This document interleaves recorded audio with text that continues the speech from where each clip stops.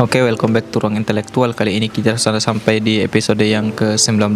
Pada kali ini kita masuk ke dalam salah satu argumen yang terjadi kesalahan di dalamnya karena adanya ketidakfokusan terhadap argumen itu sendiri, yaitu argumentum ad misericordiam. Oke, untuk memahami bagaimana cara berpikir ini, mari kita lanjut ke bagian konsepnya.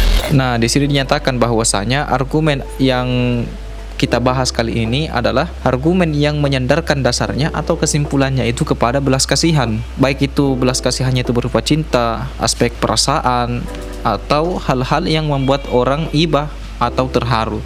Tujuannya apa? Untuk membenarkan hasil dari argumen ini. Sebenarnya kita selalu dapat cara berpikir seperti ini. Misalnya kan ada suatu kesalahan, terus kesalahan itu dimaafkan karena sopan saja di dalam pengadilan misalnya. Itu kan masuk ke dalam kesalahan berpikir seperti ini.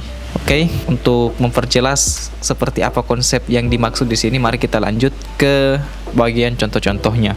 Nah, di sini ada 4 contoh. Pertama, dinyatakan bahwa saya berharap Anda menerimanya karena kami sudah menyusunnya beberapa bulan. Memang menyusun satu argumen atau menyusun suatu karya tertentu memang itu melelahkan, tapi kebenaran dari karya itu sendiri bukan digantungkan terhadap seberapa berusaha kita kepada menyusun karya itu sendiri. Nah, itu yang pertama.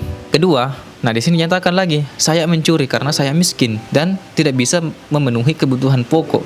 Artinya dia ingin membenarkan perbuatan mencuri hanya karena kemiskinannya misalnya. Padahal kan kemiskinan itu satu hal, sedangkan kebenaran perbuatan mencuri itu adalah hal yang lain. Ini harus dipisahkan.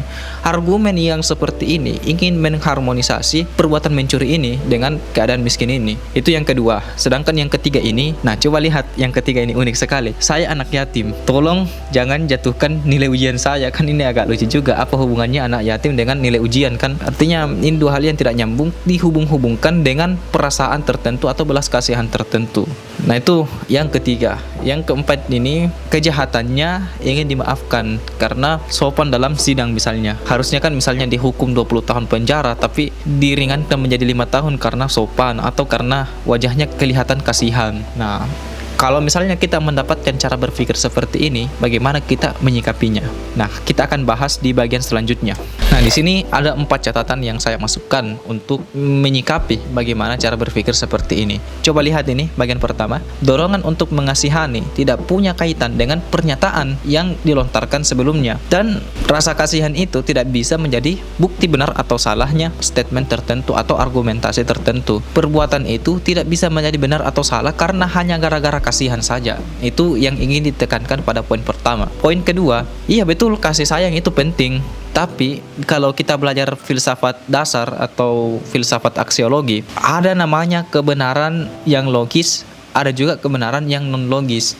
Kebenaran non-logis itu terbagi lagi menjadi 2. Ada yang bersifat etis dan estetis. Kebenaran yang kita maksud di dalam dunia intelektual itu sendiri adalah kebenaran logis. Kebenaran yang dibuktikan menggunakan akal atau kekuatan logika. Sedangkan masalah baik buruk itu sendiri merupakan nilai etis bagian yang lain. Nah, jadi ini perlu kita perhatikan. Terus kita harus melihat lagi masalah benar salah itu adalah satu sudut pandang. Sedangkan masalah baik dan buruk itu sudut pandang yang lain. Ini kita tidak bisa gabungkan. Nah, cara berpikir seperti tadi itu ingin menggabungkan antara benar salah dan baik buruk tadi. Itu kan 2 hal berbeda. Itu kalau kita masuk ke filsafat dasar itu 2 hal ini dibedakan. Nah, kemudian yang ketiga, misalnya kita mengasihani segala sesuatu, maka tidak ada hukum yang ditegakkan. Karena hukum itu sifatnya dingin. Seandainya rasa kasihan itu yang diutamakan, maka tidak ada gunanya kita membuat hukum. Kemudian di bagian yang terakhir, kalau semuanya dimaafkan, maka orang akan mengulangi kesalahannya. Coba misalnya begini,